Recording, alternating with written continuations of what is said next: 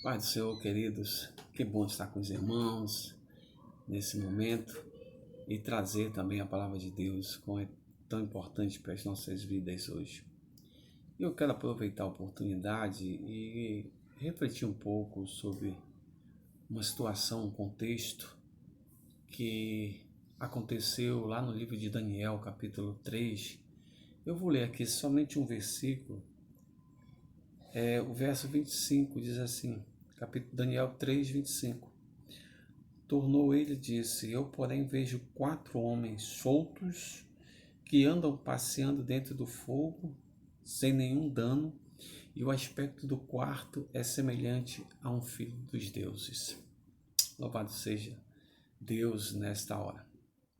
Queridos, é importante a gente falar um pouco hoje sobre esse contexto, porque esse contexto ele envolve alguns nuances, né, bem interessante para nos fazer refletir sobre o que estamos passando hoje.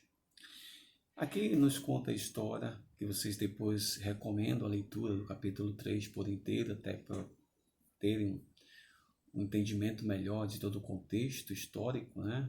O contexto dessa história é trazida pelo capítulo 3.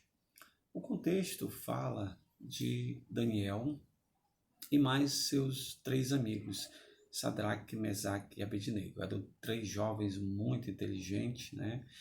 E que estavam agora sob o poderio do rei da Babilônia. Eles eram escravos que tinham vindo lá de Israel e vieram servir ao rei da Babilônia. Muito inteligente, bem intelectuais, mas estavam ali na condição de escravos. Então hoje é interessante a gente trazer para vocês algo relacionado à saúde mental, né? Que a gente já começa a visualizar um pouco dessa saúde mental em vários aspectos ou vários momentos da Bíblia e que são trazidos. A gente começa a visualizar, por exemplo, quando o povo de Israel estava ali na terra de Gósen, no egípcio, né? Quando todas aquelas pragas aconteciam, né? Todas aquelas 10 pragas que vieram sobre o Egito, né? Teve um momento que eles foram afastados para ali e ficaram na guarda, a guarda do Senhor. O Senhor os guardou em todo o tempo. Na história, nós também podemos visualizar alguns momentos interessantes, por exemplo, a peste negra, né, ou a peste bubônica que acontece ali, século XIV, né, 15 e 16 também, onde também temos a, a gripe espanhola, né? A peste bubônica era uma espécie de peste que acontecia com uns bubons que abriam na pele, no corpo da pessoa, tipo um furúnculo, uma coisa dessa magnitude, e aí ele abria, né? E causava toda aquela ferida ali e contaminava todo mundo. E era uma rapidez na contaminação muito grande. E também formava umas manchas negras no corpo, né? Até pelo nome de peste negra ou peste bubônica. E essa peste, ela arrasou com a Europa, né? Em virtude de mortes, né? Centenas de mortos, muitos mortos mesmo. A gripe espanhola, por ser espanhola, né? Mas ela começa na França, e aí ela começa a se espalhar também ali naquele continente europeu, né? Atinge a Espanha, mas como havia certas medidas de não comunicação do que estava acontecendo ali dentro da França, em virtude dessa pandemia, a a Espanha foi que conseguiu mostrar para o mundo todo esse acontecimento, né? Essa gripe espanhola vem daí. Então, também temos no Brasil, nesse contexto, a questão da hanseníase, né?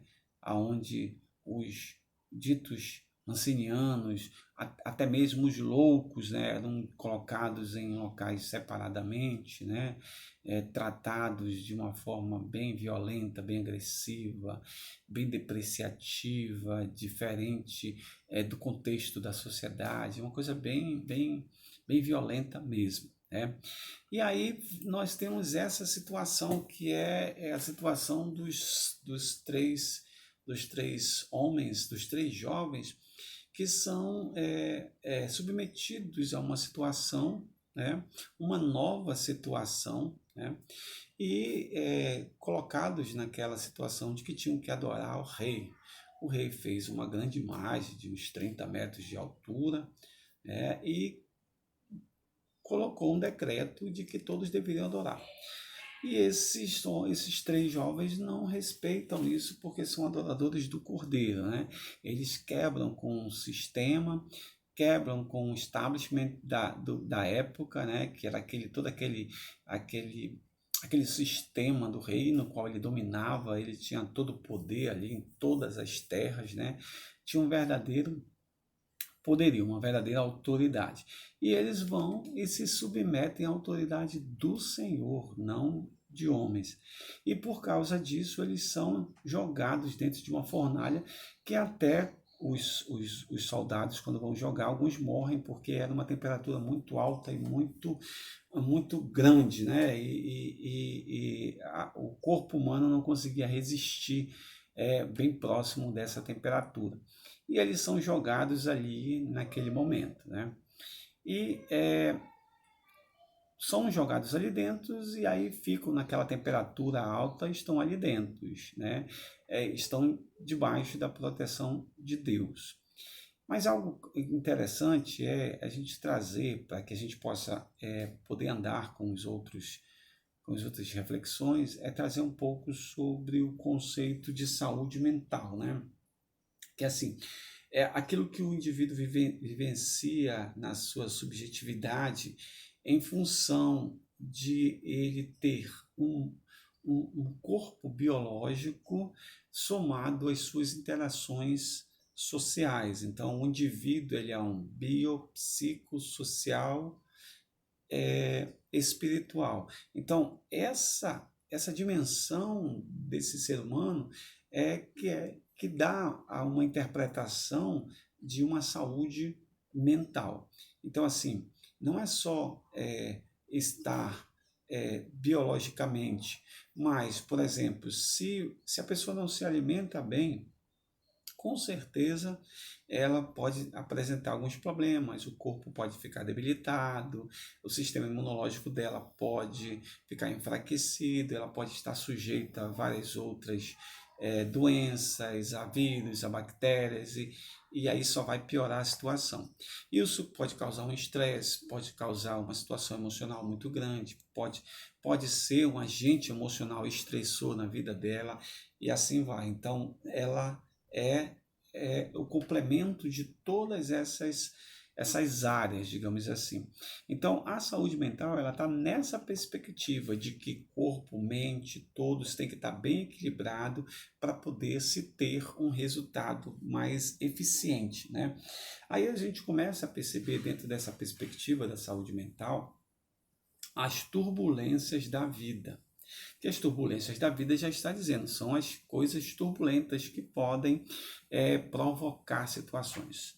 Os três amigos de Daniel, os três jovens ali, nunca tinham experimentado aquela situação, eles eram de um outro contexto, e agora surge uma situação nova, né, e eles são colocados à prova em meio a essa situação nova. Então, assim, nós, ali dentro daquela fornalha, né, eles saem de uma situação antiga e agora entram numa situação nova. Qual é a situação nova? Eles estarem ali dentro daquela fornalha, né, ali arriscando submetendo-se àquela situação e a própria vida deles tendo um risco. Então, o que acontece? Toda situação nova traz medo e traz preocupação. Toda situação nova para nós não é, a princípio, confortável. Ela tem que ir sendo trabalhada e trabalhada, e aí aos poucos nós vamos mudando. Então, situações novas são situações que vão acontecendo no decorrer da nossa vida.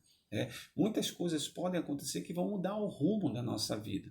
Nessa situação, serve-se para quê? Para se readaptar, para se reorganizar, para sair da condição de escravos de si mesmo. Aqueles homens, eles eram escravos, mas eles não eram escravos de Nabucodonosor. Eles não eram escravos do rei da Babilônia, eles estavam escravos de si mesmo.